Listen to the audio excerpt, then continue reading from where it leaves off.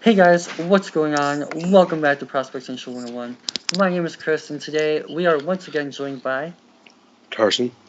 and we're going to be watching some Jonah Williams tape.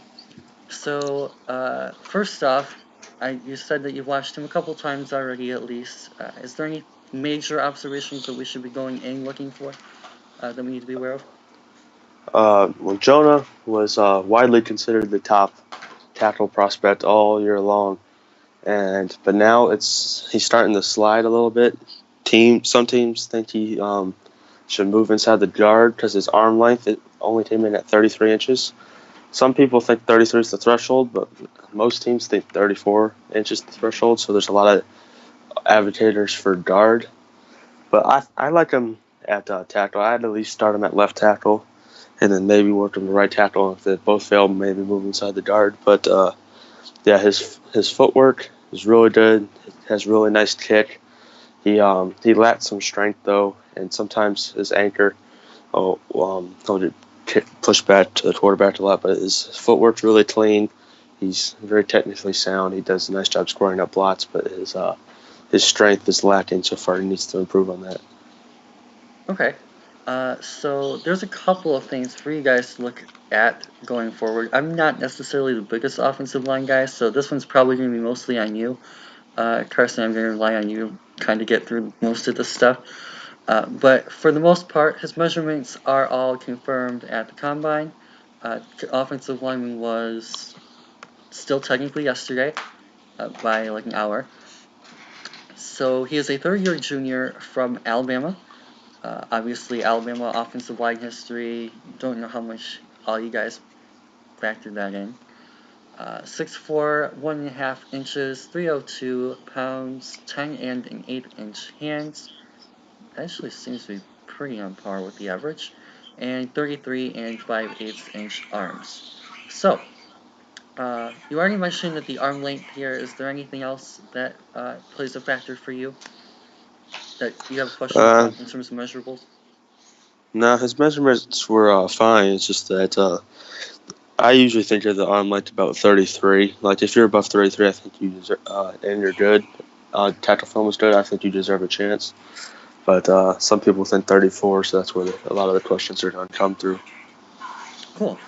So speaking of combine, do you have any questions about his athletic ability at all, especially after seeing his combine results coming, or not really? Uh, Not really. He's not the most athletic tackle, but there's not really any questions there.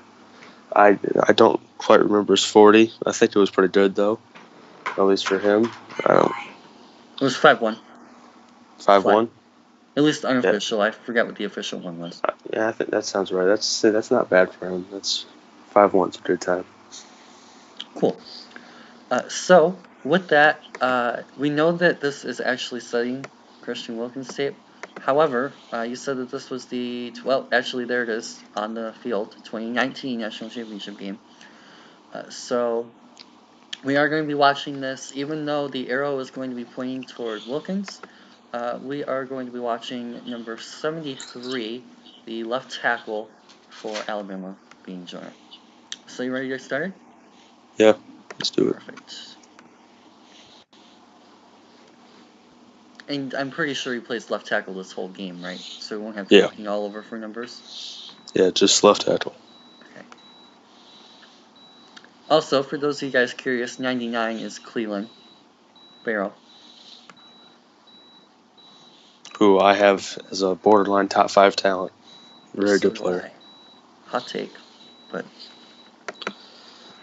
okay. So one thing I'm going to start out with here is you're going to see him get to second level. So we just talked about his athleticism a little bit briefly. You know, there's not really too many questions, but this kind of shows that on the film here. And you're just going to see him slip past. Irv Smith is going to take Cleveland. And you're going to see him get to, is that Trey Lamar or Kendall? It's Trey Lamar, who's stiff as a board, but yeah. He was quarterback of the defense, good player, but very stiff and doesn't change direction well.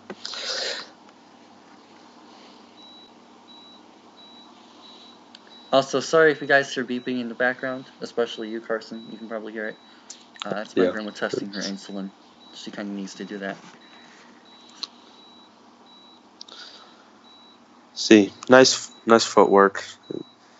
Comes up, looks for work. It's fine, basic. Nothing really coming from the edge. I like how he got off that block quickly. I don't know if that's what you were about to say and I stole your idea. Yeah, he did. But yeah, it was a nice job getting off the block. Found the guy in the second level, squared it up, made a nice play.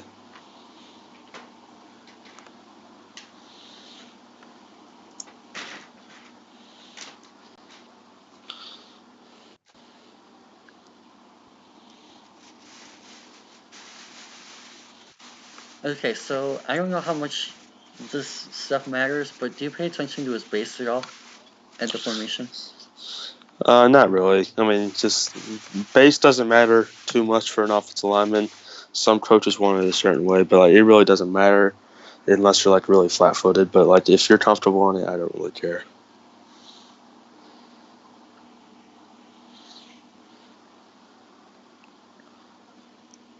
Oh, showing blitz. He got back really quickly, found the work inside. His kick is really good. Might be the best of all the tackles. And his just overall footwork is pretty good. So, something I noticed on this play, and this might happen if you move him inside, as you might see here inline, with the inline guy outside. That's a really nice move by Cleveland to kind of swim over the top and get inside of him.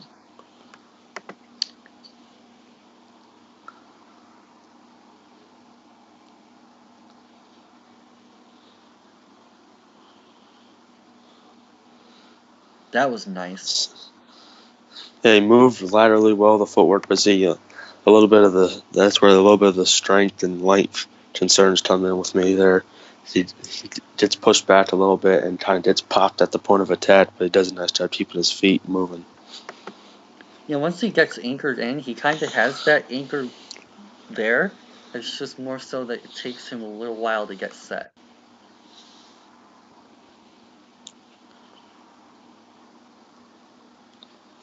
And like there. There's the anchor problem right there. He didn't ever get set, and see, he came off really flat-footed and slow. Doesn't have the strong punch that you would like in an offensive tackle, so he gets kind of popped back at the point of attack, and it's just kind of he doesn't have the length there, with the arms. So it's just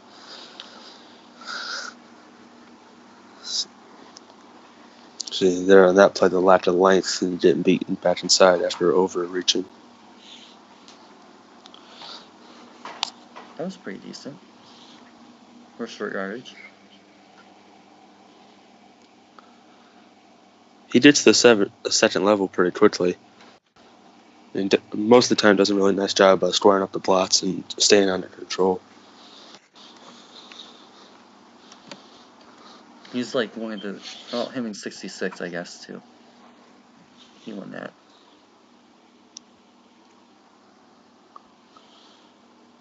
Doubling 44.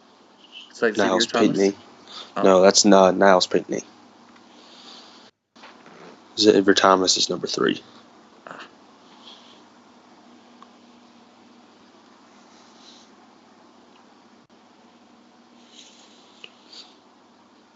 Kick was pretty good there. Didn't get as deep as I like to see. Kind of why Cleveland got around the edge until he recovered nicely to push him around the quarterback. Okay, so you think that this is enough on his part to get him around, or would you like to see him get him all the way around? I think that's enough. I mean, it gives Tua enough to step up. So I mean, I count that as at least enough to get him around. And that also showcases one of Cleveland's weaknesses, not enough bend there. That's one where he could have easily gotten to the quarterback.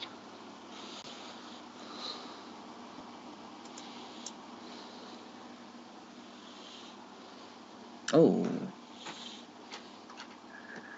Someone got knocked over. Oh, nope, he just took him out. Okay. I thought he got knocked over. I was like, what?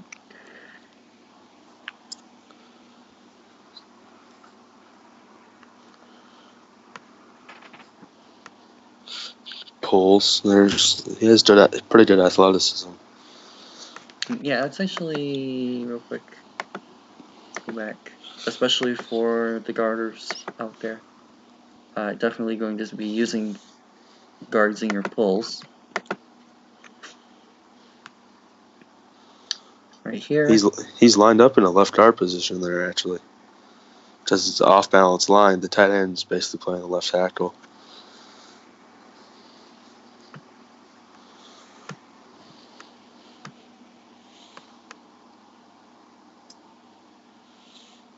See, he startles at the point of attack sometimes, and that's the length. That's the length to keep guys out of his chest. So it's just, he gets popped back a lot. That's one of my main concerns with him. At tackle. Well, I mean, that's probably could still be a problem at guard, but yeah, that's something he can improve on. But the length at tackle, especially, yeah.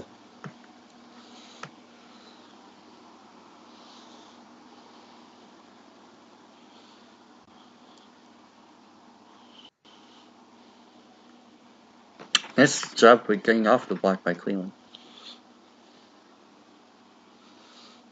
Yeah, Cleveland did another nice job getting off his block there.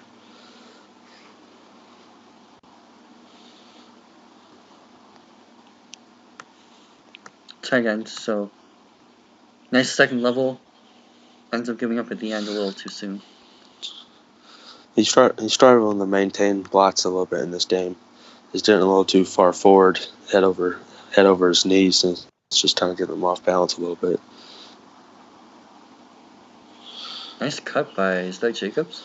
Yeah, Jacobs went off in this game. We could not stop him, especially at the Wildcat quarterback, which is I never understood why teams struggle with that, because you know they're going to run and you still can't stop it. It's just that's nice hit there, keeping his feet in front.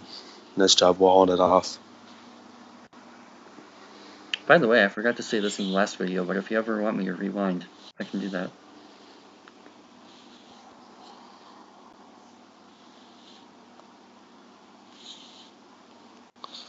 That was a pretty nice job getting sealing them and kicking them out.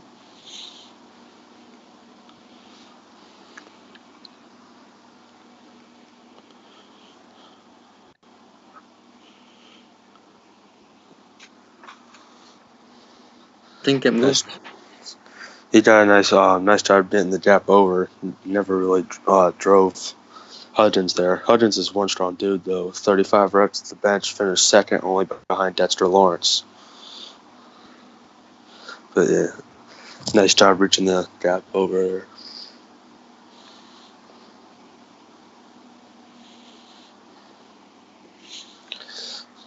See, he moves well in space, but I have no idea what that block was. That kick was fantastic. See, that's just he probably has the best kick of all the tackles.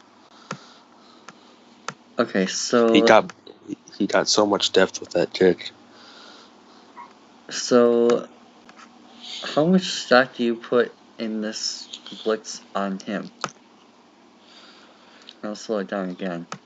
In other words, how much do you put on him for not taking one over Cleveland? Let's see. They sent 5. So someone messed up here. That based on I know what we run, I would say that's usually not Jonah's guy. This is very interesting, but I'd probably say that's more of a Cotton's guy at left guard. But there are 2 guys there. That's a very nicely disguised blitz by Clemson there. But yeah, I'd say that's not on Jonah. Okay. I would say the Pierce Baker force Wilkins over to the right guard, and then Cotton force Pinckney over to Pierce Baker, and then Cotton pit that up. But yeah, I would say that's probably more on Cotton, but that's just a very nicely disguised blitz by Clemson. Of course, Cleveland probably ends up getting home at the end anyway.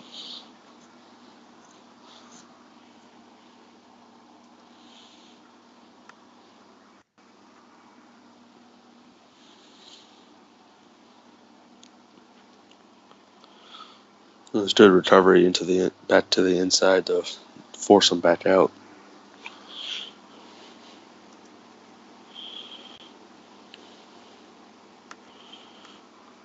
Cleveland lining up inside here. This should be an interesting rep. Yep, I saw that coming. This shove continuing to play though, and getting downfield. But yeah, it was pretty easy to predict what was going to happen when we saw Cleveland on his inside shoulder. And I do still have him half speed. But yeah, you're just going to see Jonah ends up overcommitting a little bit, at least to me, overcommitting a little bit too far inside, and Cleveland just takes him right out. Now, that might have been on design on Jonah's part to get to second level. That would be a strange way to do it.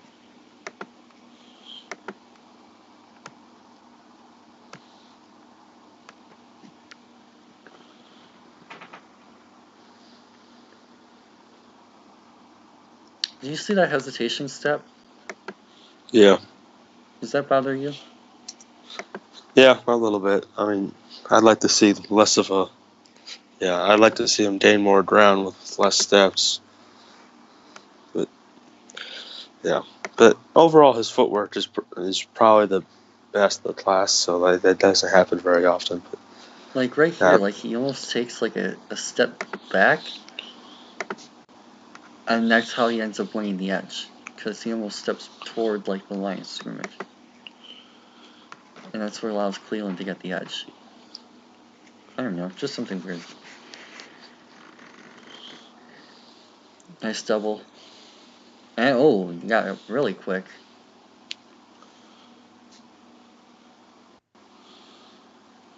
that was a nice job maintaining the block down the line there. Great anchor, not to give up any beyond the line of scrimmage. There's your athleticism. Yep, he gets back quick, but then he gets popped and then kind of gets knocked back a few feet, but then he does a nice job recovering with the anchor. That's which is a lot of times he doesn't do well recovering with that anchor. So he gets back really quickly, covers 4 yards, and then you see him leave his feet there when he gets popped. But then he does a nice job not giving any more ground because he puts his foot in the ground, sits. Oh, here's another replay. I didn't know that was coming.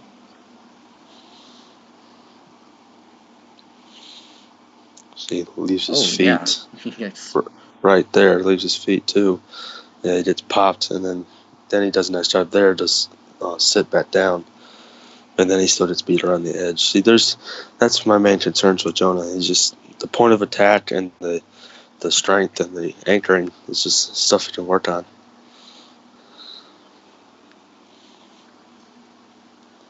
Sure.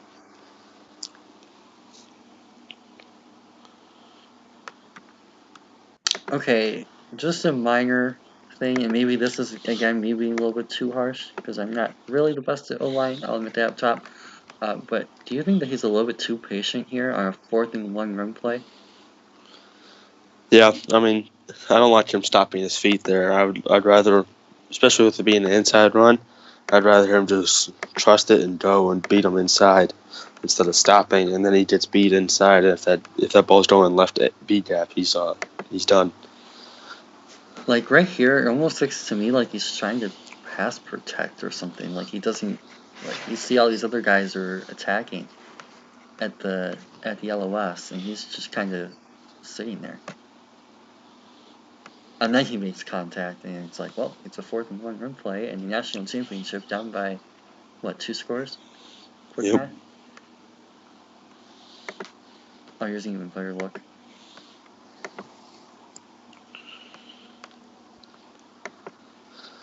Oh, he's kind of 44 again. I'd still like to see him knock into 44 and try to seal that edge, not let anything come B gap, or actually that would be B gap. Yeah, I thought 71 was center. I thought it was off balance, but yeah, B gap. Just that seems really weird, and especially knowing you have the tight. I mean, I don't know is that. That's It's Jacob, the Wildcat. quarter. Yeah. Yeah, Okay. So then they're just gonna run up. So yeah, you could see him like push up into here, and then probably take. I'm assuming 84 is Alabama's backup to Irv, tight end. Have him take Cleveland, something like that. And of course, that again, that could be a blocking scheme issue as far as him not going there, but he just seems a bit too hesitant on that play. Of course, he finishes. He ends up going over the top of 47.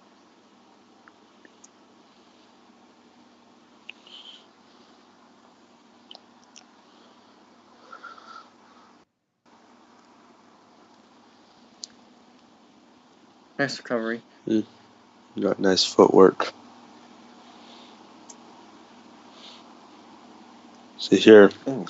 again, point of attack. It's not back.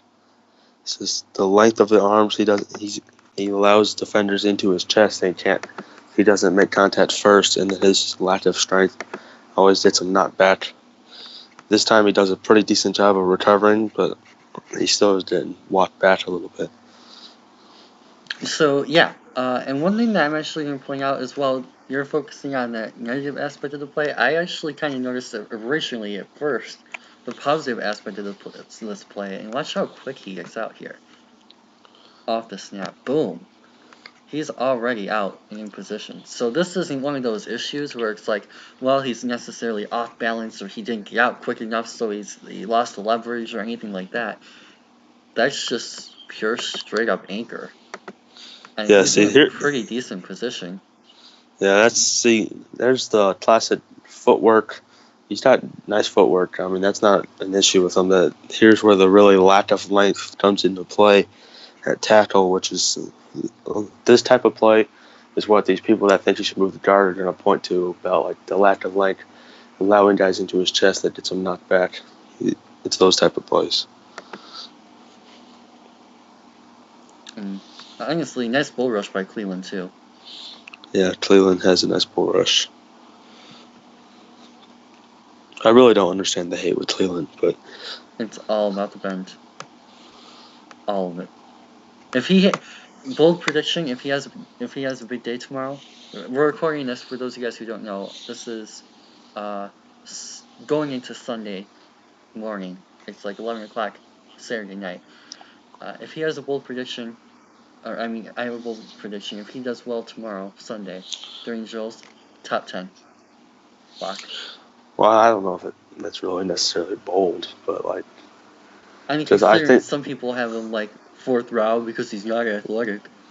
that's just idiots. But I think his floor is 12 with Green Bay. That's his floor right now. 14. 12. Green Bay. I thought they were 14. No, 14's Atlanta. Oh, rip me then. They were 14 last year before they traded the pick to New Orleans. Yep. Okay.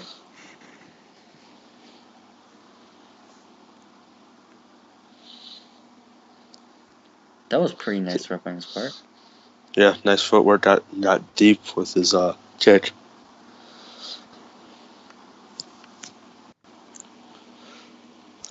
And See, there's the stopping his feet again and waiting for the block to be there. I wanted to see go attack it a little more.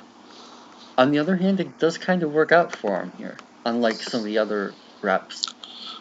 Because he kind of puts himself in really nice position, and then Cleveland has to come down the line, and he's not able to do that because Jonah uses that angle well.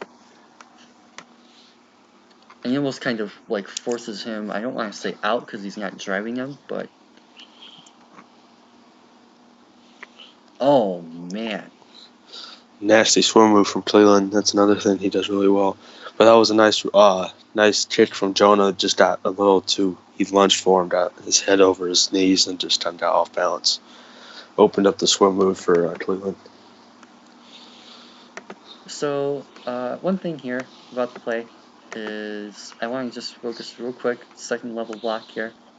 Does a really nice job of getting off the first block and then attacking the second level.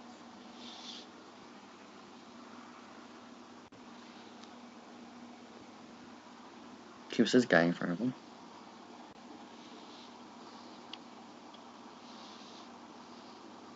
Nice kick again. Cleveland just has really good ball get off and speed around the edge. If he had more bend, he'd be insane. 15 sack type guy. See, there it is again. More bend, and he's got him. But the ball get off and the speed around the edge is just crazy. No, that was That's a nice play there. Forcing Cleveland inside with a nice recovery, and then recovery back to the outside to pick up the blitzer. Yeah, excellent. I really like here is, well, I'll mainly just focus on the awareness and the vision here of bringing the defensive blitz package. Oh, not far enough. And realizing where the pressure was going to be coming from, because it looks like they may be running a stunt. Yep. Yeah. So they bring him around down the stunt, and that's great recognition by Jonah to get off of that in transition. That's where the athleticism, the plus of the athleticism factor, comes in. Part of that, him being able to get out there, was just overall being an athlete. Also, nice play by number 4. Is that Judy? Yeah, that's Jerry Jeudy. He's going to make a strong case for wide receiver 1 next year with guys like T. Higgins, and some of the next year's receiver class at the top is really good. Same with the running backs. Next year's class is going to be really good on offense, and quarterbacks is good too. Great offensive class next year. So on that play, just nice anchor there. Didn't let Cleveland get home. Nice athleticism getting out there, shuffling his feet. This athleticism is good. I mean, it's not like crazy good, but it's definitely serviceable.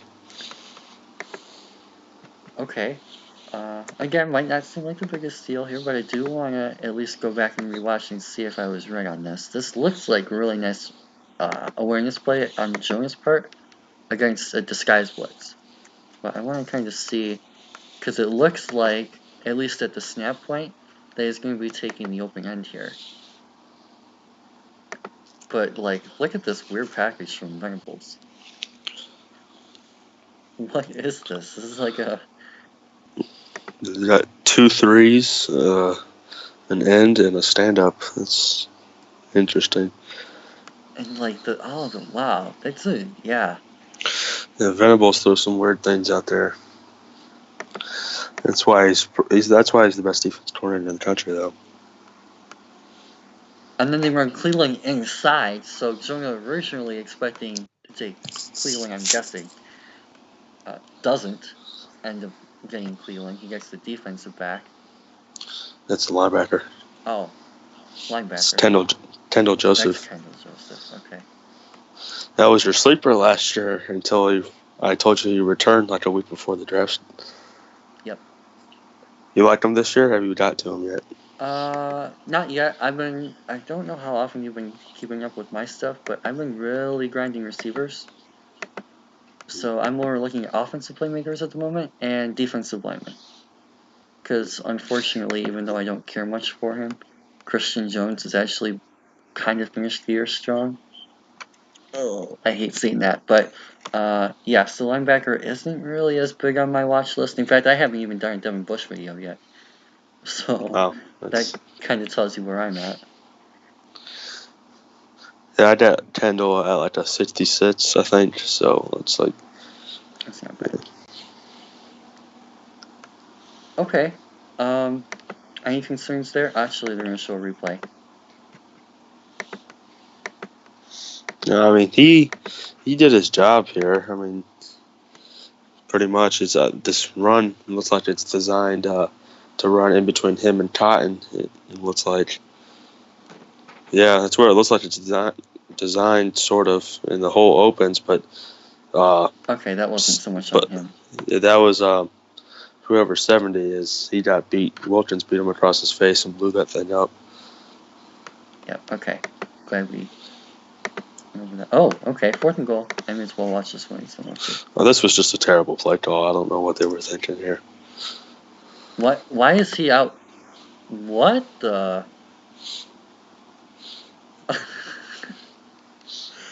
Yeah, it was... It was a terrible play call. And the design, what are you doing? Why are you running Jonah out around the edge? Well, why is Tua running around the edge is the better question. I mean, like, if you block appropriately and, like, set the play up well, like, all he has to do is just get around the edge straight. Well, that's true, but they let every single defender through. Yeah. Because they have, like, half of them pulling. And pulling, like, the wrong... Oh, my goodness. If you pulled Jonah and, like, everyone out to the right, then maybe running to the right. Oh, ridiculous. That was the exclamation point on the game, pretty much. People wonder why Alabama got destroyed in this game. And everyone talks about Deontay Thompson. Oh, well, he was pretty bad, but, like, yeah, it was just... We dominated them in every aspect. It wasn't close. It was just... Yeah, I mean, there's no game I'm ever going to go to that was better than this one. It was just complete domination. So, how much of this is on Jonah, do you think? Because he kind of does a nice job here at the start, but then, like, gives up on it.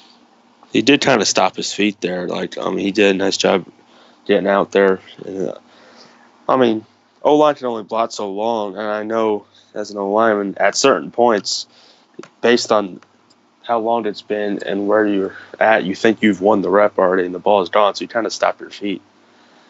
But, which allowed him to get outside. But, I mean, it's some more awareness. It'll get better, but, like, I know as an O-lineman, sometimes it's been so long, you think the ball has to be gone by now, or at least he's ran somewhere, and then it just turns out he hasn't.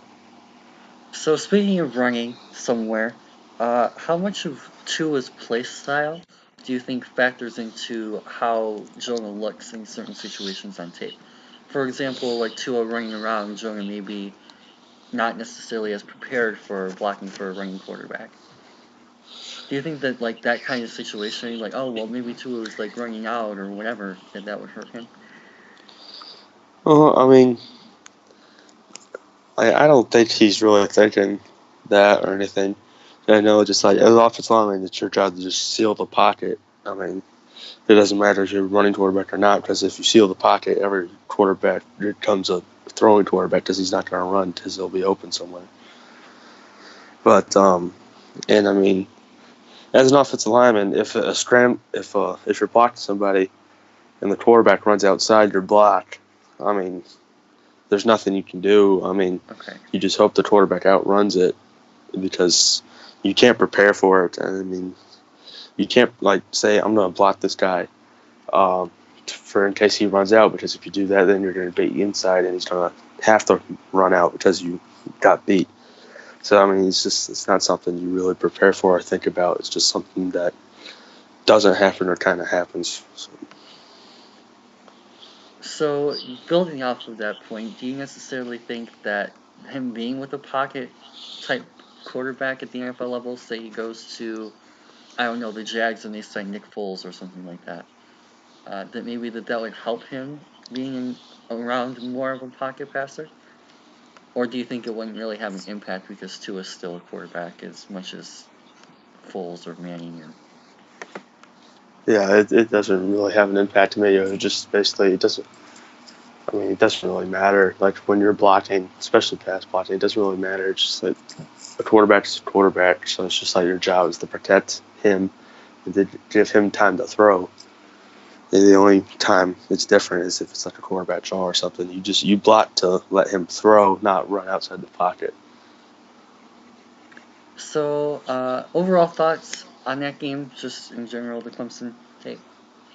I mean, you see good points and you see the bad points. I mean, it's basically, if you need a game that you want to see the good and the bad of Jonah Williams, you put on the Clemson tape, because he showcases the nice footwork, the nice kick, the nice athleticism.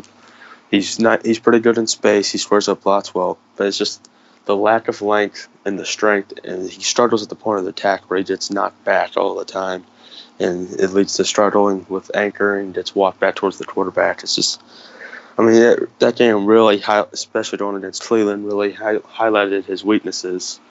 And I mean, you see some of the strengths he has to his game. I mean, I like him, but like, yeah, I do have some legitimate concerns with his game, especially at tackle. I would play him at tackle, at least, especially to start with. But there are some concerns, right? That could possibly be tough to overcome. Interesting. Anything else to add before we move on to Georgia, or you kind of just covered everything with that? No, I think we're good. Sweet. Okay.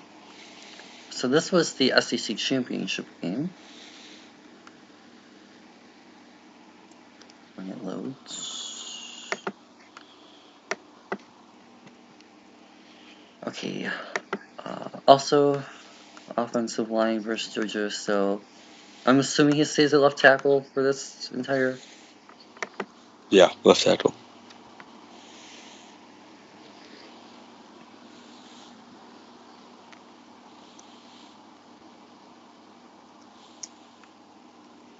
Oh, that was a little bit more aggressive in the short yardage. So we talked last game. I'm actually just briefly going to go over this again. We talked last game, last Clemson game, about how he wasn't really necessarily being as aggressive in the run sets as you might like to see. And here, right off the snap, boom, attacks forward and drives forward.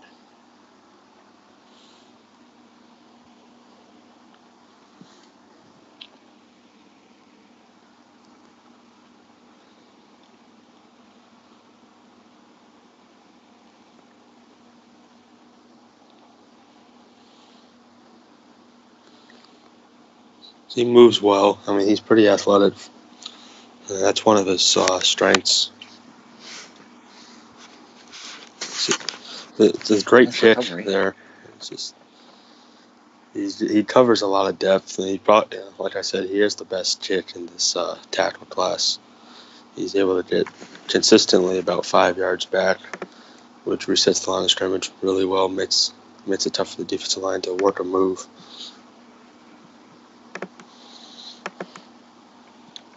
And the one thing that I'm gonna mention about this, if you want to go, if you want to go back over things as you see them too, definitely. But I want to kind of focus on the end of the play. So right there, I like how he finishes this off, and he almost kind of pancakes him in a way at the end. And really doesn't get a show, in my opinion at least, even though he's not exactly in the most ideal position ever, of trying to keep him away from Tua and finishing the block once he's down.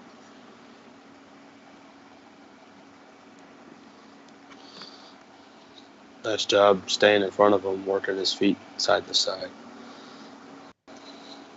Interesting design again.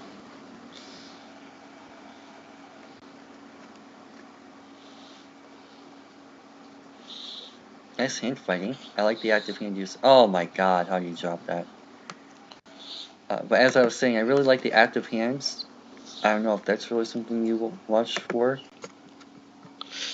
Yeah, it is. It's not something you see Jonah do too well, but yeah, that was a nice rep of it. Just keeping his hands moving and not letting the defensive lineman or linebacker really get hands on him.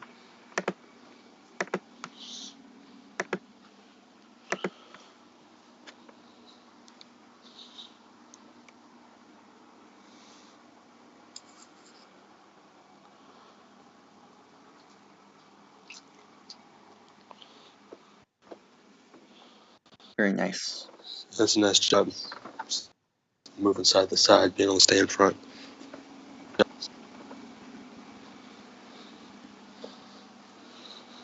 Okay, so sometimes you go. Sometimes at the top of his kick, I noticed that he kind of gets like a little bit flat-footed, and that's what's kind of like allowing defenders to get inside because he can't change direction enough to get back inside.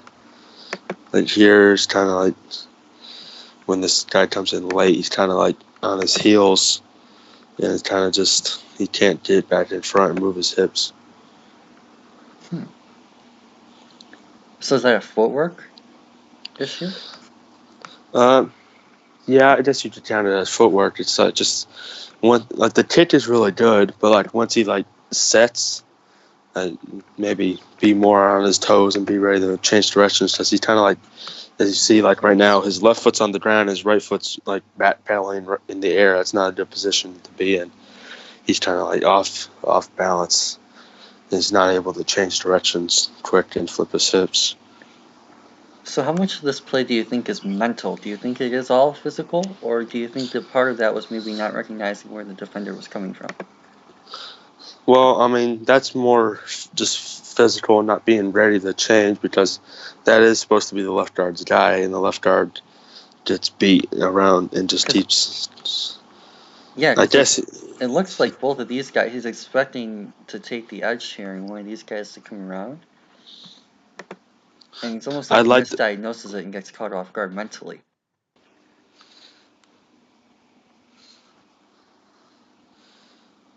Yeah, I mean, he could have put a hand on him at least. Like when backpedaling, give him a quick punch, look for the guy outside, and when he sees him not coming, then fully flip back into two and wash him down the line. So it's a little bit of both there, mental and physical, but mainly physical there. Okay. Oh, nice hit by 20. That's safe. So there's the point of attack. Again, just not being, and the lack of length allowing the defender into his chest. Gets knocked back. For what it's worth, that was big. I'm assuming they called the flag on the defender for high hands, because you can see the helmet moving back. Yeah, I think they did, but still allows him into his chest. Needs to try to keep arms off. Ooh, that looked like a whiff. Stopped his feet again. It's in the. He does that a little bit too much. He'll do that little when he's trying to hook guys inside. He kind of just like does a little like quick hop step and kind of just like stops and waits for him and kind of doesn't really keep his weight moving. And he can't change direction well because he's flat-footed again, just like he kind of was at the top of the kick step not a few plays ago.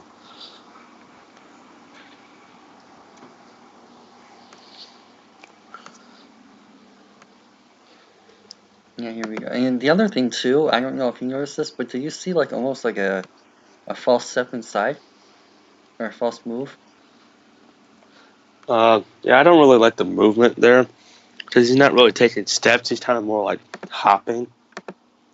It's not the best move there. Kind of like. I'm not even talking about like the actual like the footwork and the actual movement. I'm talking about like the way that he leans inside to start and gives up the outside. Like right here, like he almost starts up lined up on him, and then he almost moves inside to give up his left shoulder. Well, and then that comes back outside. I think that is the design of the play and what he's supposed to do. I don't think he does it really well because I think because based on Tua rolling out a little bit to the right, I think it was his job to move him make out? sure to keep him in, or like not only keep him in, but like get in and keep him walled out. Yeah, not really necessarily kick him out, but wall him out. Most linemen in that situation are taught to more do like kind of start backpedaling almost while flipping your hips and turning. Not a step in and come back because then that means you don't get enough depth and it opens the outside a little bit more. So like we have that type of play. So if the left guard and the tackle both kind of backpedal while turning their hips, and then you get enough depth outside and you don't leave a hole inside. So probably what he was supposed to do, but just bad design from the play. And then it doesn't hurt when he actually gets contact when he gets beat.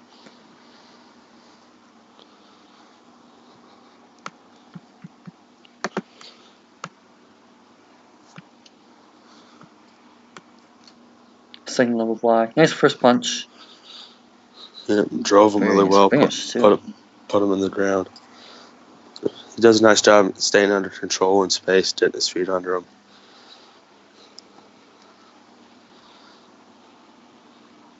Oh, that was beautiful. I really like this whole creation. And you can probably speak more of the actual technique and everything that goes into this, but just the result of the play. I really like how he drives inside. Boom. Yeah, that was nice. A little bit more aggressive, as we talked about with the first game with Clemson tape. Not really driving forward on those run plays.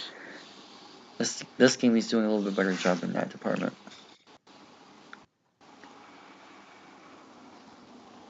Nice. What a weird bounce. Okay. See, So, that was good. Like on that play I was talking about being flat-footed at the top of the kick, and not being able to change direction well. That was a good job of it right there. Being able to get back to the top of the kick step, see him going inside, and being able to step back in to wash him down. So right there, he's on his toes this time, seeing in a good position to be able to shift his weight back inside.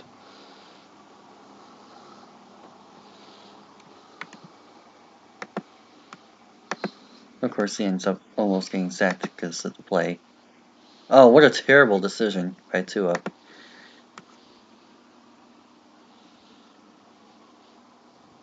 Oh, nice little burst there from Jacobs. Yeah, yep, that's running back one. I don't think it's really close at this point.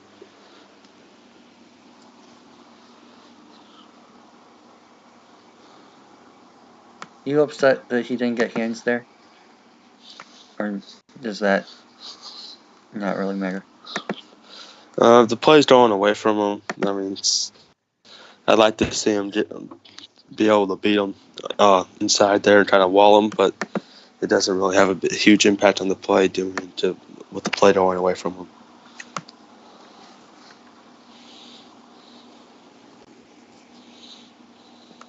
That was interesting.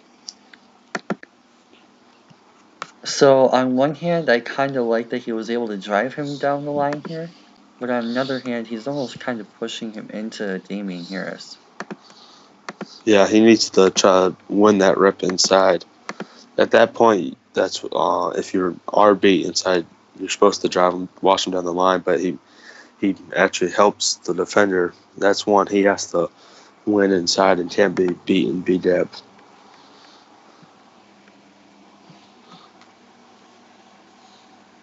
Oh, whiffed.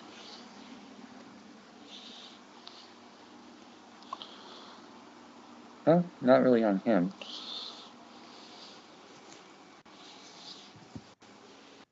That was better.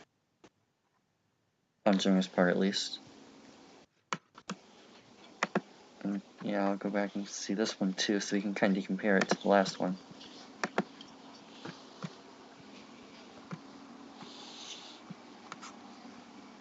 Right. Oh, that's a bit too far, but whatever.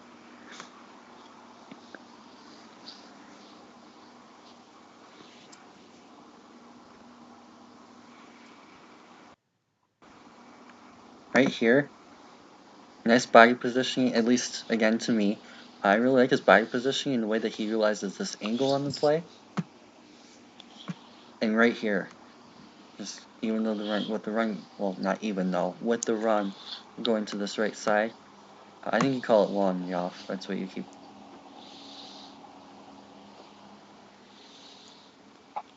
But he's forcing him away from the play outside. I like that.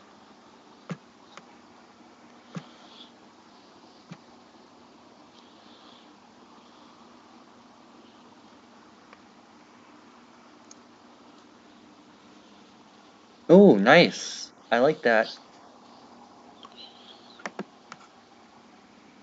So, again, I'll just kind of watch this one quick again, because it doesn't need to spend too much time pointing anything out. But I really like how aggressive he is. He notices that this guy backs off, He sees him drop off a little bit. So at this point, Jonah comes and attacks and doubles. Boom, with a nice physical punch.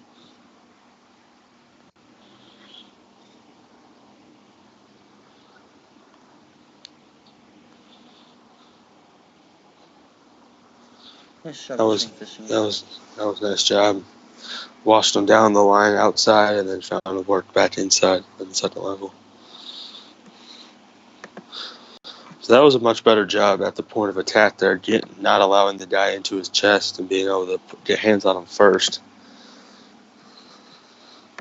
What I'm going to focus on, since you brought up the whole actual technical side, is I'm going to focus on the athletic side of this. And watch how deep he gets and how quick he gets deep with the drop back. Boom. He's at least 5 yards deep here. Closer to 7. He does a really nice job of getting really deep against that deeper rusher.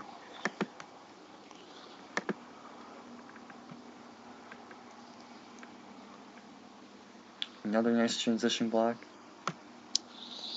I don't know if there's a technical term for it other than second level, but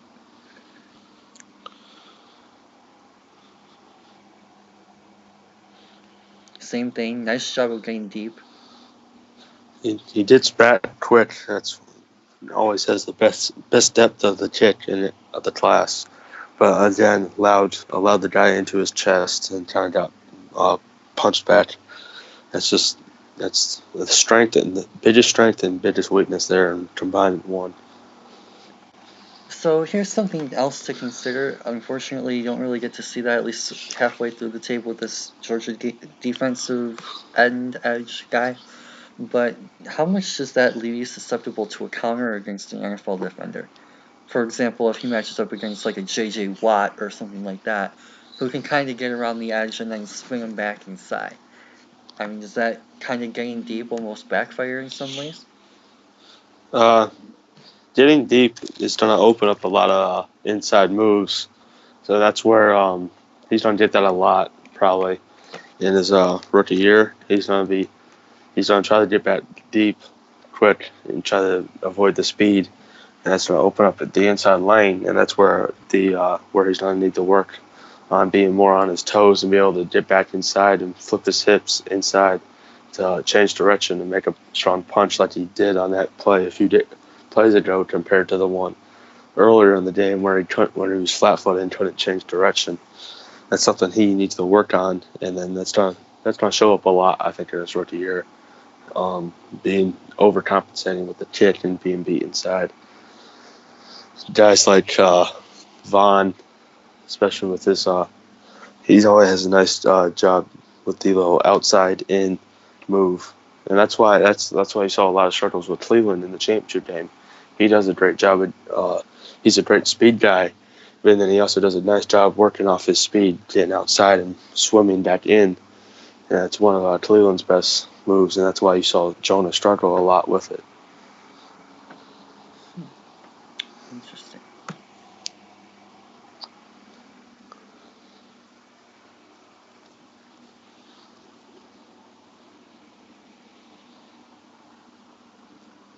Oh, that's terrible ball security. Yeah, that's one of Judy's weaknesses. He always holds the ball a little too loose. See that right there. Overcompensating with the kick and not being able to change direction quick enough and get his hips flipped back inside and making a punch. That he kind of lunges for him and can't recover with his feet and just it swarms around inside. It's over. So I actually have this in super slow, so you should be able to kind of take us through step by step. But first off, I will actually bring up that he does a really nice job with this first step in getting back. Yeah, it's a great kick. I mean, he gets deep, but you see that huge hole in between Cott in the left guard and Williams. The B gap is really open because he got the deep kick, which is good. You need a deep kick, but then so that's what opens up the inside hole.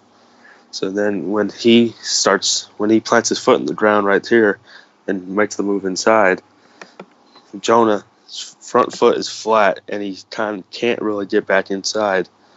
And so at this point, he kind of lunges for him, and the edge guy has him beat with his swim right now. It's over. So.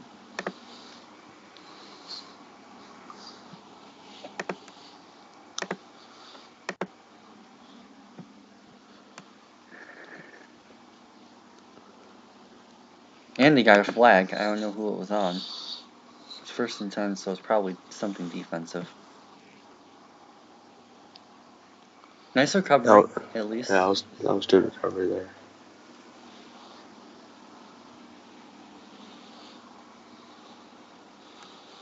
there. Nice depth with the kick again. So, also going to take this chance to point out, I talked about the spin move a couple times. And someone getting back potentially inside. Of course, this isn't exactly the best spin move of all time, but... Is that exactly a poor position to be in for him? Yeah, right there. If it's a better swim, he's not gonna be able to recover because he was really extended with his right arm, and then when he swam off of it, or swam off of it, yeah, his right shoulder is really low. It's in a poor position to be able to get back and shut down the spin. And ideally, what you want on a spin right there, you want that right arm to be able to hit that, which would be the defender's. It would be his right shoulder. Does he spinning with his back? You'd want that right arm to be able to hit that right shoulder to slow the spin down, and then be able to then punch it again with the right arm into the chest, and then be able to get that left arm back on it. But see, right now, with that swing, the defender does a nice job slapping his arm away. As you see, his arm is to the right now. So he's not in position to get back. If the defender covers more ground with that spin, Jonah won't be able to recover there. Of course, Tua ended up getting the ball out very nicely anyway, so it didn't end up mattering too much on that particular play. But just thinking ahead, if maybe a guy doesn't get open.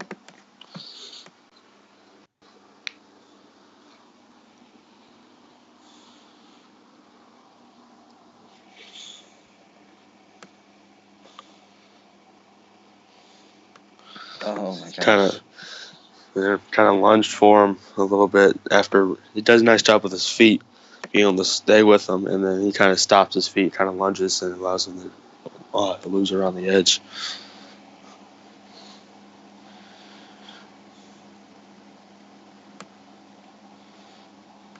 See, stays with him nicely, and then kind of gets off balance.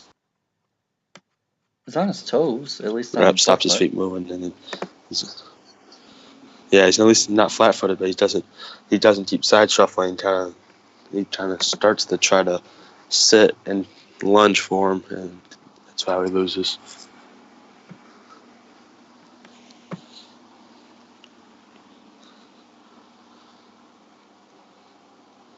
So he got very deep with the kick, but almost that's sometimes you run into a problem with what Jonah does. He just keeps kicking, which is usually what you're supposed to do, but at that situation, he got too deep. And as you saw, when he actually made contact with the lineman, he was parallel with Tua, which is not going to set up well in most situations. He's got to be able to know what the quarterback's drop is, and be able to realize after a certain amount of hits, I got to stop and just let the lineman come to me instead of keep backing up. Should I go back and replay that so you can, or should we just keep going? If you want to go back, I mean. Okay. I'll turn it half. I don't know if that'll be enough. A little farther back. See right here, so he's got good depth so far. He's about 3 yards back, and then here he's still good, but then he keeps right yards. Here. Right here, you should stop, but he keeps kicking, so he hasn't even made contact with anybody, and he's almost parallel with Tua while he's throwing the football. if he sits down right at that 45-yard line after about 5 yards, that's good, and just let the lineman come to him and then make a strong punch. But he just in a lot of situations that's not going to go over too well because if Tua doesn't find anybody and he's right here where he makes this contact and he struggles at the point of attack like he normally does and allows the guy into his chest, it's over with, and Tua's didn't hit, or Jonas didn't, right back into Tua. So how much of this is because of the defender, I don't know if it's an edge or linebacker or what, getting so far deep himself? Does that play a factor? Well, I think Tua does have a very large drop right here.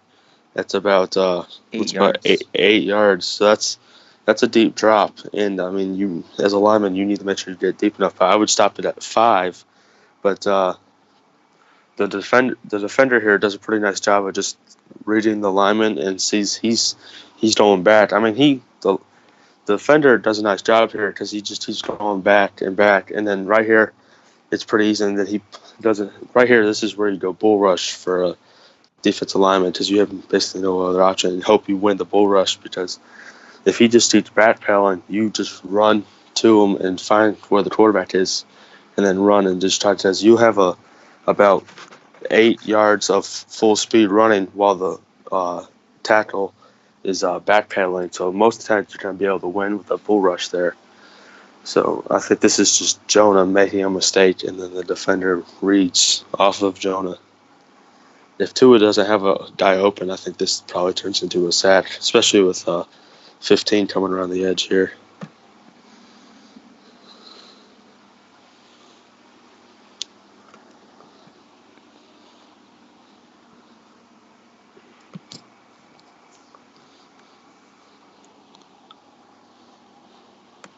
Top of the screen. Oh, that was kind of nice. Second block. Kind of has 2 phases of this play. I really like that how he transitions from the first phase to the second phase. And this is kind of more of something that I've been looking for in other positions. Is can you wing all 3 phases of the play? It's more so about like, can you wing at the snap, can you wing during the climax of the play, and then can you finish? And he wins kind of this first phase of the play here at the snap, getting his hands on him. Then the defender kind of goes for like a second effort almost, and Jonah does a really nice job of just staying in front of him and completing the finish.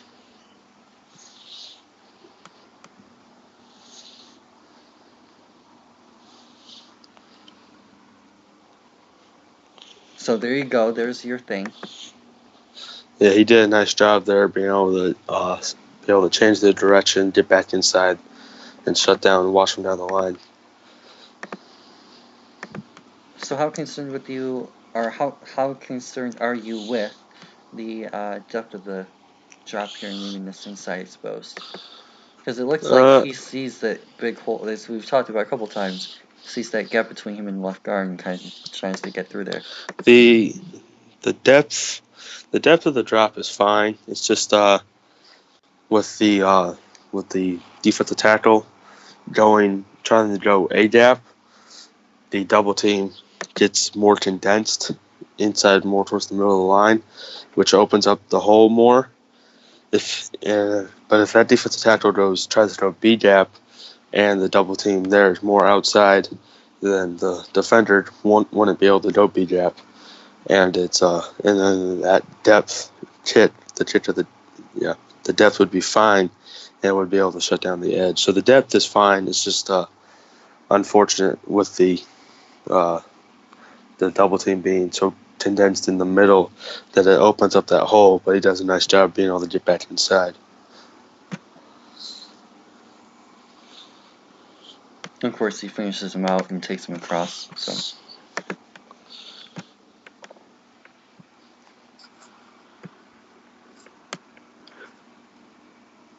same thing there. Nice transition. Yeah, he did a nice job, just like the last play, and then he was able to get back outside and find the guy.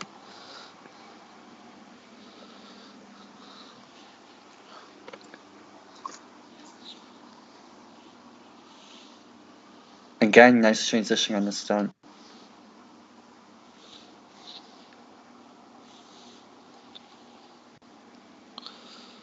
Oh, so that's what we talked about with the one play that we went back to.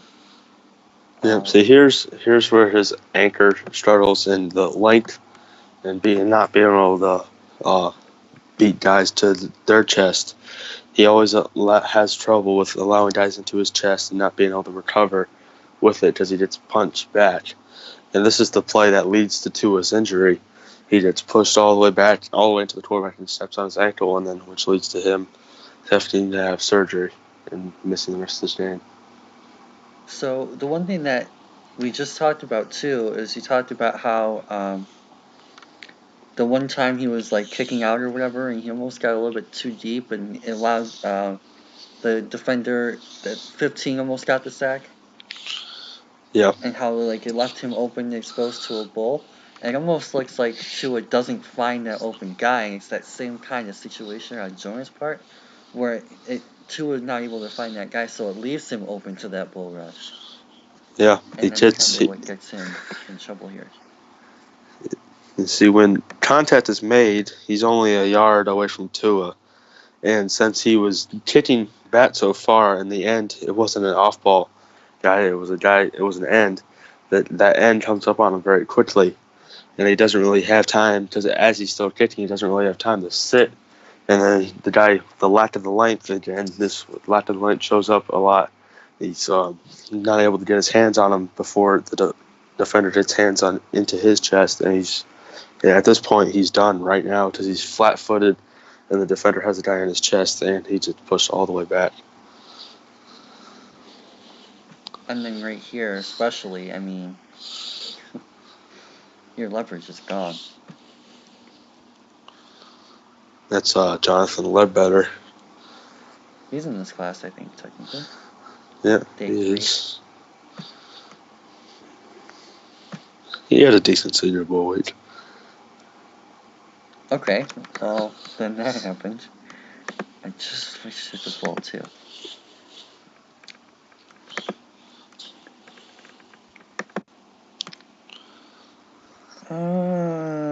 So knowing the result of this play and how it ends up panning out, are you at all concerned with how far outside he got and gave up that inside shoulder? Or is that what you want to do in that situation? Well, this looks like an outside run, so his job would be to seal the guy. Yeah, it's an outside run. So that's more the left guard. Even though he gets beat inside? Yeah, that's more the left guard there, because what Jonah should be doing here, he does a nice job of it, being able to get a hand on him and hook him or seal him to the outside. And then what the left guard should be doing, the left guard should be right there on the other shoulder.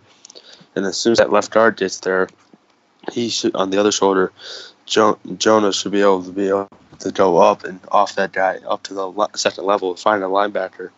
So the left guard needs to get there quicker. Jonah does a nice job sealing the outside, but if the left guard was there at the other shoulder, it would be, I think the play would go pretty well. But since he seals the outside and left guard doesn't get there quick enough, it shoots the B gap. So part of the reason left guard doesn't get there quick enough is because he's matched up with this guy. So how much of that is on the center? Or the tight end coming around? That's a tough ask for the center to get all the way out to a 3-tech. So, I mean, because the reason that the guard isn't there is because he's kind of matched up in a man of sorts. Yeah, it's a whole, like, I guess the word would be wave down the line. It's, everything is like, just would be one arm to the shoulder, the outside shoulder, and everywhere down the line. Left tackle with the end, and the center with the guard. You just give them a punch and then move to the next gap and you give them a punch to try to let the guy next to you get over there. So I mean, it's if the guy was in a 1 instead of a 3, it probably goes smoother, because the center probably doesn't need much help to get over, and then the left guard could probably get over to the end quicker and would go quicker. Because it looks like, to me at least, the Pierschbacher kind of gets washed out of the play by the left guard. because the center was left exposed, like nobody on him, like uncovered, whereas the left guard and the left tackle were. So it looks like to me, if you're supposed to have anyone move over, this would almost be like a pull on the center's part, and he's just so slow, or And I don't really know what Pierce Baker's doing at that point. Because at that point, when he didn't get there, because that 3 went B. If the 3 went A, he should be able to get there because and everything would go good. But the 3 went B, and at that point, when the 3 goes B, the left guard just has to try to get to him and try to seal him, and then at that point, the when he goes B and the left guard starts to seal him, the center needs to go up toward the second level. So and then it's a whole. Basically, kind of tries to. it was basically the perfect defensive play call for this type of play. I mean, it can still be executed well by the offensive line. It can still be done pretty easily, but it just makes it harder because it was a good play call with 3 going B. Makes it harder on every lineman down the line from center to left tackle. Some pickup.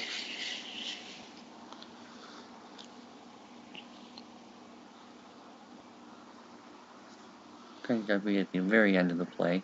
Not really a big deal.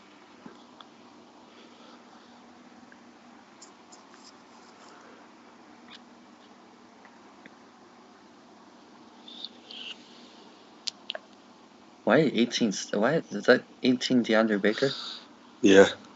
These teams just like stop instead of.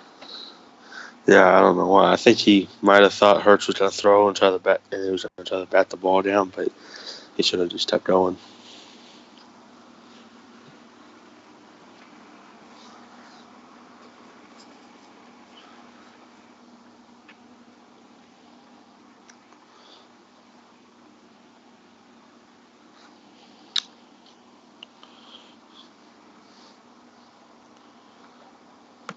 Okay, so one thing that we talk about at the combine, I don't know how it necessarily applies to actual like this situation, but you almost talk about like the knee bend and how you want to see him like bend his knees and square up, and he doesn't really do a good job of that here to me.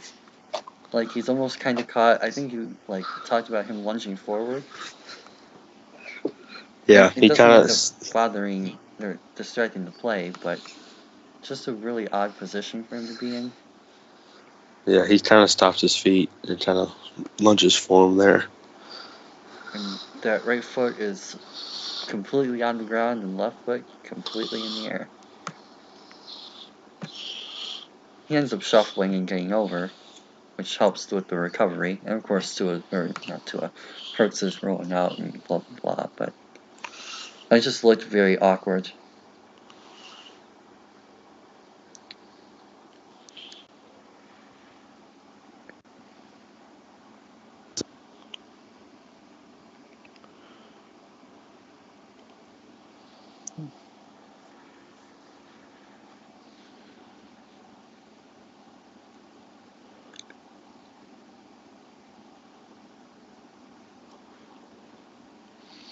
Okay, nice anchor.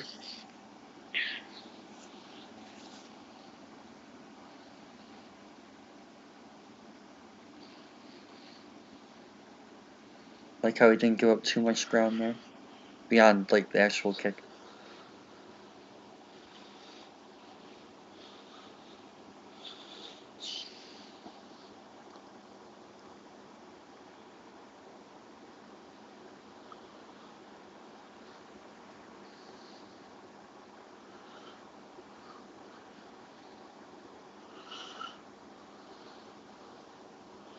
What a weird play. No, not Jonas. I'm Tua, or not Tua. On Hurts' part.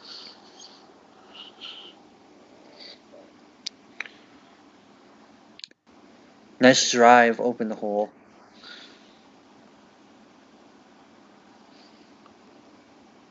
Is there anything in particular that stood out to you about that particular play that allowed him to open up that lane? Not really. It was just he extended his arms well, and didn't let the guy into his chest, and then he does a nice job driving his feet and then he just drives his feet and opens up, gets his hips around to the outside, which opens up the C gap. So a couple of things that he's struggled with a few times. Yeah, that was nice right there.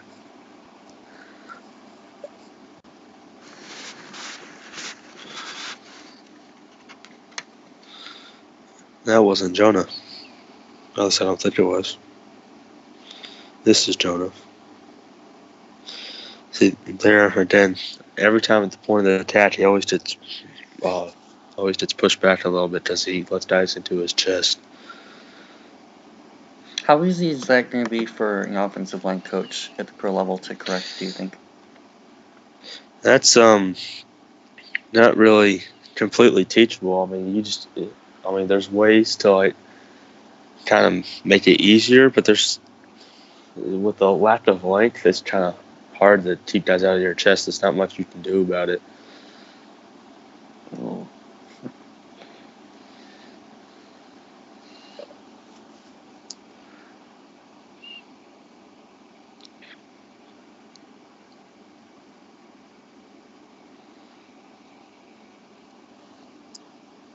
That was a clutch catch. Chewy again.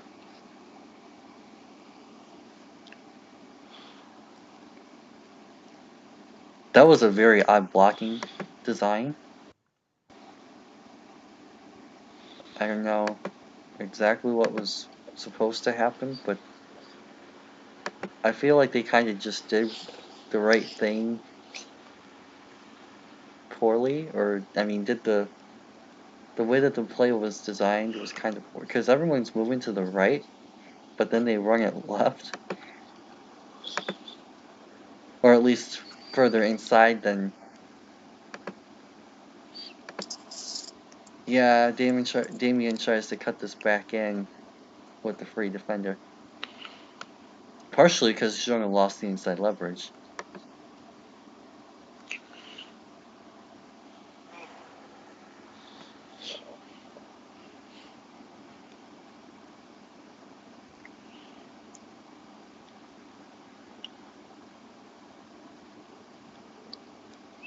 Is he almost too quick at times? No, it's good to get back there quick enough because then it's easier to pick up stunts and blitzes and just other sort of a twist that the defense is throwing at you. The quicker you can get back, the better.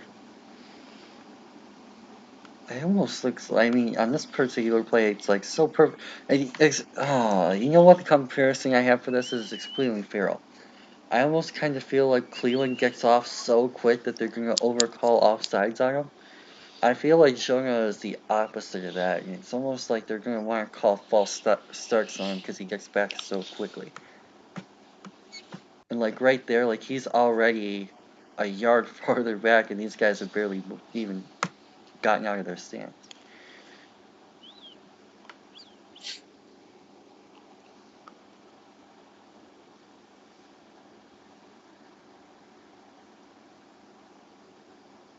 And there's going to be some, especially if he goes to a penalty-oriented team like Detroit, they're probably going to find a way to call that a false start. That one wasn't. Oh, okay. See a couple of issues with this. I'll let you kind of go through them if you want. All right.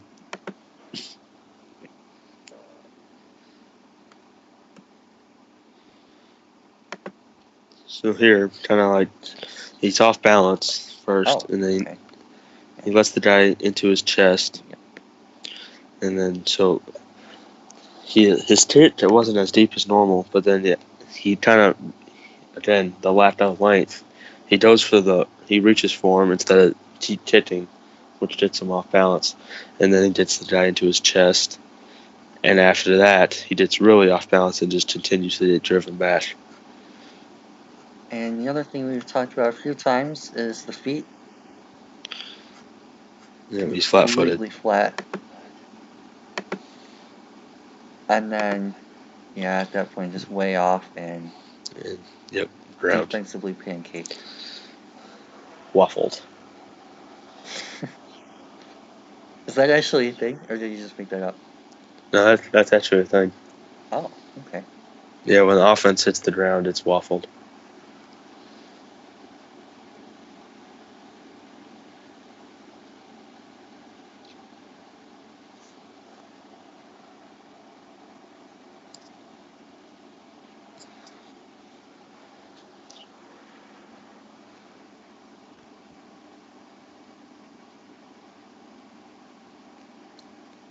Oh, that was nice. I like how we got deep on that and kind of sold the pass pro.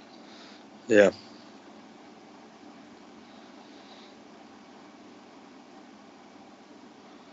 Took the edge defenders away. Very interesting. Okay, so overall thoughts on that particular game, the Georgia SEC Championship? You saw some of the same things as you saw in the Clemson game. The nice athleticism with some good footwork, but there's also a little bit of issues that can be cleaned up in the footwork department. But you really saw the lack of length show up, and just like the lack of strength and just inability to anchor at times. It's the same sort of thing as the Clemson game. It's just he shows many good things, but there's also a lot of things he could work on. Interesting. So would you like to watch one more? I think I'm good. Okay, cool. So in that case, overall thoughts on him, just as a total prospect, He's including the other games you watched. Yeah, so I've seen 4 now. Yeah, he shows nice athleticism, above average for a tackle, and he's got great footwork, great kick, probably both the best in the class, probably. And then, but as like the arms only 33 and a 5/8 inch, not quite the 34-inch threshold that most teams hold, and so it runs into a lot of problems in his game with the lack of length, and he allows guys into his chest, which gets him off balance, which leads to anchor problems and just overall strength in the run game. Sometimes shows up well, but not often enough. It's very inconsistent. He's if he he's got to get stronger, and just I mean, there's nothing you can do to help the length, but he's got to get stronger and just hope to find ways to combat that length issue. But overall, very athletic, very technically sound most of the time. Sometimes there's some things to clean up, but he was the best tackle most of the year according to most people. He's starting to fall a little bit. I would say most probably still have him as the number 1 tackle. I right now have him as the number 3 tackle, like behind Jawan Taylor and Cody Ford. But I was originally thinking top 5, but I like him more in that top 15 range. I would definitely take him top 15, and I would have no issue top 10. And he's a really good player, but there's definitely some things he's got to work on. These 2 games here definitely showed some of the things he needs to work on, but there's also many things to like about him. I would try him at tackle first. Even left tackle, I would try him first, and then if he's struggling, I would still try to keep him at tackle, maybe start right tackle, and then if that's not going well, then you try your luck at guard. But yeah, I would definitely try him at tackle first. So overall, in terms of scheme, do you like him better in zone or man? Zone. I think he's got the quickness to find zones and just be able to hook and then find ways to seal guys and stuff. Man, I don't think he has the pure strength for man because he doesn't drive defenders as well. I'd like to see in the run game, and he struggles to maintain blocks sometimes because he gets too far forward and it gets him off balance. I like him better in zone. And that goes for both tackle and guard? Yeah. Interesting. So another thing too, I'm looking at his RAS card. Obviously, you can't see it. I don't have it up on my computer screen. I have it on my iPad. He had a pretty slow 3-cone. He had an 801 3-cone, which is about 32.5 percentile. And his broad and shuttle were also pretty underwhelming, below average. Does that at all concern you, or do you still trust the tape on the athleticism? Uh, the 3-cone and the shuttle, that's change of direction sort of thing, and that actually matches up pretty well with the tape. You Oh, saw a okay. bunch of issues with like the top of the kick being able to change direction back inside and stuff like that. But so that kind of matches the broad. I don't really care too much about the broad for offensive linemen. We don't jump, so um, yeah, that doesn't really bother me. But yeah, those actually kind of matched up what I saw on tape with the struggles to change directions at times. But yeah, I like his athleticism with the kick and being able to. He works well in space and nice job, and he does a nice job in the second level. But yeah, the ability to change directions is he kind of struggles at, so that matches. And that would also he had a really good 10-yard and 20-yard split, 177 and 295, both at 85th percentile in those two categories for offensive Yep, tackles. that matches pretty well. Pretty athletic, but struggles to change directions. Yeah, that matches up pretty well. Interesting. So any other final thoughts that maybe things that we haven't talked about yet? Maybe Uh, like a grade or like where you see him going, fix, something like well, that? uh, my grade, I think I have 91. I'm pretty sure. Uh, the fits, I would say definitely Buffalo at 9. They need to protect Allen. I like the fit there. They he probably starts left tackle day one. They probably move Deion Dawkins over Right. to the right side. Yeah, my grade for Jonah was a 91. Jets at 3. Oh, wow. Uh, Okay. I've had him mocked there for a while, but I think that's going to change. I don't think he's going to go that high anymore. But yeah, that I like the fit there. Just protect Darnold, and then Tampa at 5. Tampa would Nice. be a nice fit there. They need offensive tackle. Need finally improve that. Well, maybe Jameis turns it around. If not, get a left tackle for the incoming quarterback. That would be next year. And then Maybe Tua. yeah, maybe. Uh, yeah, I don't see him falling very far. Um, I'd be surprised if he makes it out of the top 10. To be honest, Oh, okay. like I don't see absolutely any way out of the top 15. I just don't see any way he falls that far. But I would expect him top 10, and probably Bills are a very likely scenario. One of the tackles to the Bills, Ed Oliver, one of the tackles are if somehow DK Metcalf falls to 9, which I don't see happening. That's who the Bills will go with. But yeah, I'd probably say top 10 is most likely, and I like the Bills probably the most as a fit. Interesting. Okay, and one more thing for the Lions community out there that may be watching this and everything. How do you see him going like a Zach and Martin transition, switching sides and moving inside if the team were to take him at right guard? Ooh, switching would be interesting. I mean, and also guard would be take some getting used to. I understand them. I understand why people may think he's a better guard, but he doesn't really have the strength I would like to see as a guard. Like, and so that's why I would try my tackle first, especially just the strength. His strength isn't really there as much as I'd like to see, and also switching. That's just another thing that he has to learn. I would definitely, if I'm moving the guard, I would definitely try him at left guard first. Okay, so we'd be moving right now to right side, if it were Detroit. I mean, yeah, if if he's moving the guard, that's a whole new learning curve.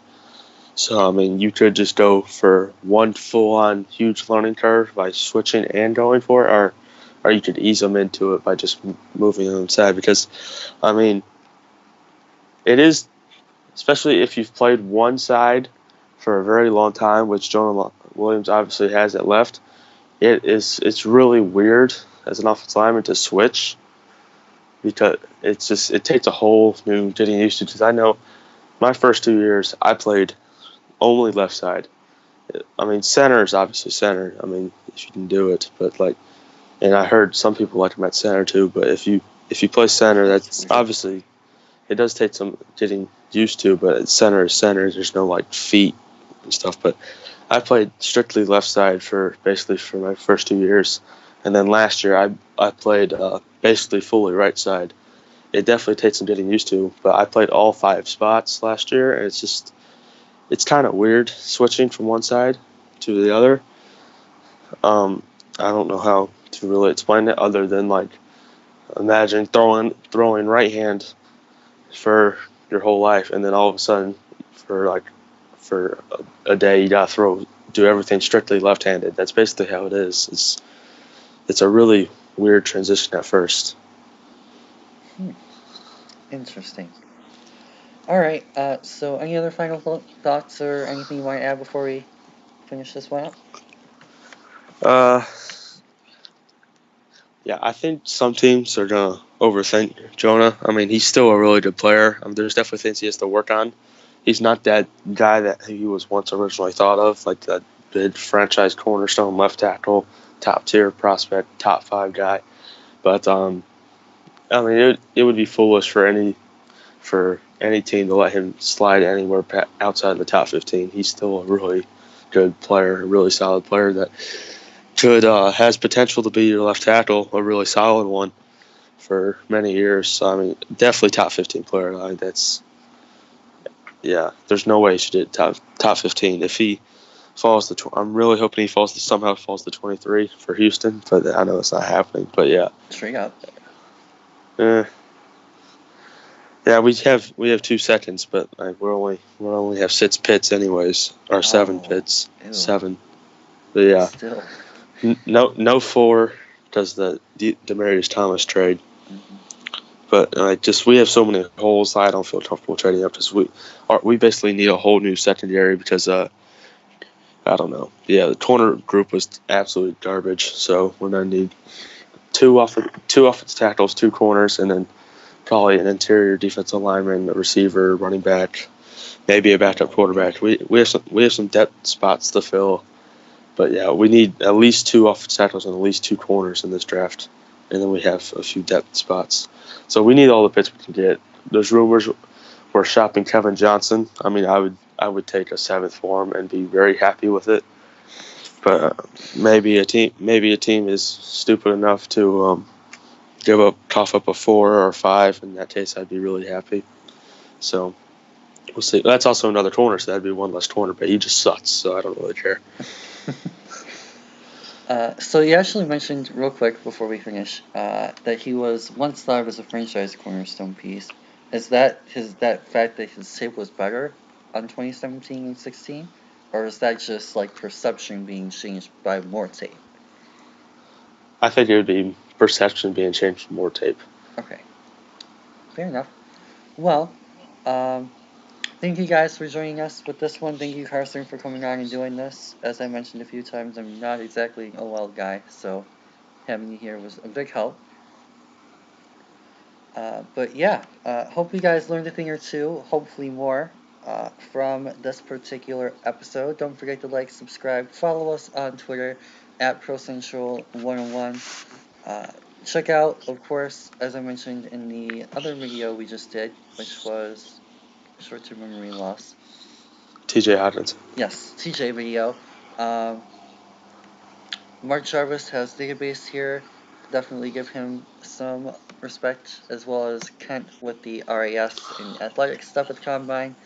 I'm assuming I'm going to post this on Sunday or Monday, so definitely go check out his stuff today, as well as, of course, Eric Schlitt with the QIB stuff. Jonah isn't a full QIB qualifier, but we did meet with him, the Lions did, so just a little bit of interest in that. Don't think he's going to be the guy at 8, though. But with that, hopefully you guys have a fantastic rest of your day, but for now, peace out.